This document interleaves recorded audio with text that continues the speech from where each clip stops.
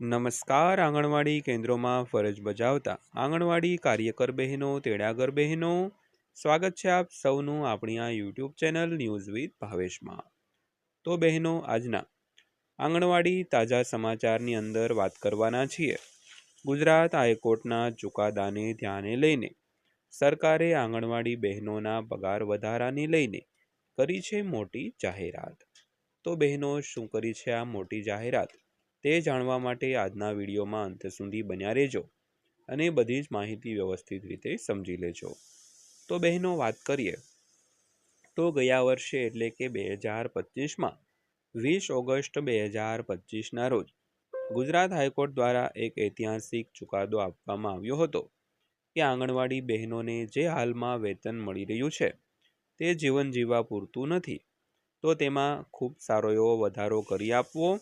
અને હાઈકોર્ટે કહ્યું હતું કે આ વધારો છે તે હાલમાં જે વેતન મળી રહ્યું છે તેમાં 14,800 રૂપિયાનો વધારો કરવો, એટલે કે આંગણવાડી કાર્યકર બહેનોને જે 10,000 પગાર મળી રહ્યો છે તે વધારીને 24,800 કરવો, તેમજ તેડાગર બહેનોને જે 5,500 એટલે કે 5,500 પગાર મળી રહ્યો છે તેમાં વધારો 14,800નો કરીને 20,300 કરી આપવો. તો હાઈકોર્ટે આવો ચુકાદો ગયા વર્ષે આપેલો હતો અને તેની ચોક્કસ સમયમર્યાદા પણ આપેલી હતી કે ત્યાં સુધીમાં આ ચુકાદાનો અમલ કરવો, પરંતુ રાજ્ય સરકાર અથવા તો કેન્દ્ર સરકારે આજ સુધી આ વાત જે છે તે ધ્યાને લીધે નથી. અને હવે જોઈએ કે વધારો ક્યારે જાહેર થાય. તો ત્યારબાદ આજે એક નાની એવી અપડેટ આવી રહી છે, તેના પર આજને વાત કરીએ. તો સૌથી પહેલાં તો તમારું સ્વાગત છે આપણી આ યુટ્યુબ ચેનલ પર. તો જો તમે ગુજરાત રાજ્યમાં આંગણવાડી કાર્યકર અથવા તો તેડાગર બહેન છો, અથવા તમારા પરિવારમાં કોઈ આંગણવાડીમાં ફરજ બજાવે છે, તો આજનો આ વિડીયો તમારા માટે ખૂબ જ મહત્વનો છે. તો આ વિડીયોમાં આપણે જાણીશું કે ગુજરાત હાઈકોર્ટના ચુકાદા બાદ પગાર વધારા અંગે શું ચર્ચા ચાલી રહી છે, તો સરકાર તરફથી શું માહિતી સામે આવી છે, કોને લાભ મળશે અને આગળ શું શક્યતા છે.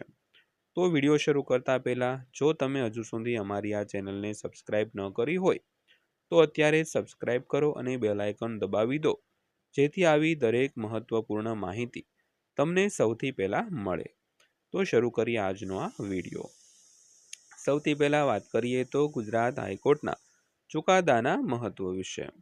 તો તાજેતરમાં આંગણવાડી કાર્યકર અને તેડાગર બહેનોના માનદ વેતન અને સેવા સંબંધિત મુદ્દાઓ અંગે થયેલી કાનૂની કાર્યવાહી પછી આ વિષય ફરી ચર્ચામાં આવ્યો છે.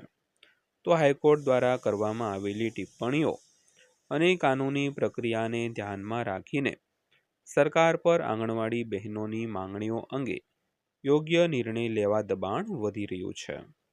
તો ત્યારબાદ જોઈએ તો આંગણવાડી બહેનોની મુખ્ય માંગણીઓ શું છે.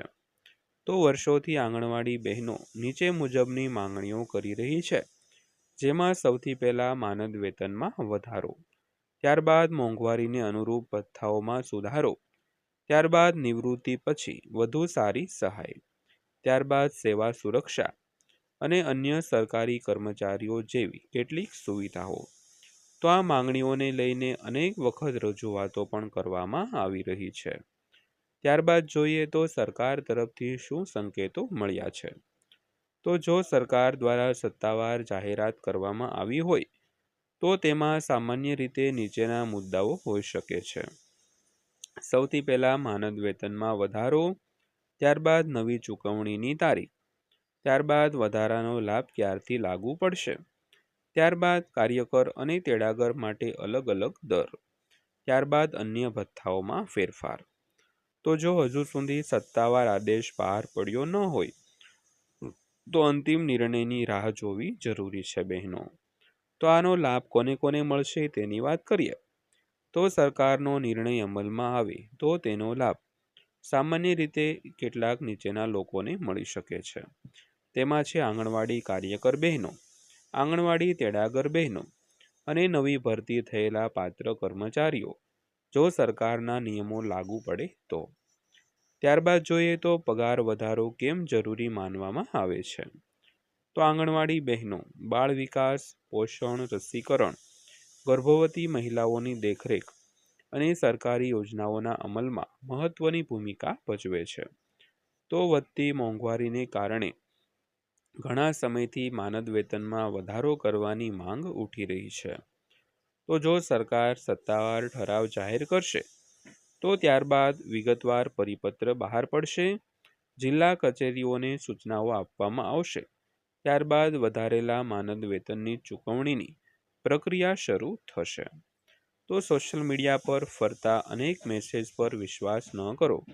કોઈ પણ માહિતી સાચી માનતા પહેલા સરકારનો સત્તાવાર પરિપત્ર અથવા તો અધિકૃત જાહેરાત જરૂર તપાસો. અંતમાં વાત કરીએ તો આંગણવાડી બહેનો માટે આ મુદ્દો ખૂબ જ મહત્વનો છે અને દરેક નવી માહિતી પર નજર રાખવામાં આવી રહી છે. જેમ સરકાર તરફથી સત્તાવાર જાહેરાત અથવા તો પરિપત્ર બહાર પડશે, અમે તેની સંપૂર્ણ સરળ ભાષામાં માહિતી લઈને તમારા સમક્ષ હાજર થઈશું. તો જો તમને આ વિડીયો ઉપયોગી લાગ્યો હોય તો તેને લાઈક કરો, તમારા અન્ય આંગણવાડી બહેનો સુધી શેર કરો અને ખાસ કરીને સરકાર દ્વારા માનદ વેતનમાં કેટલો વધારો થવો જોઈએ તેની વાત કરો દોસ્તો.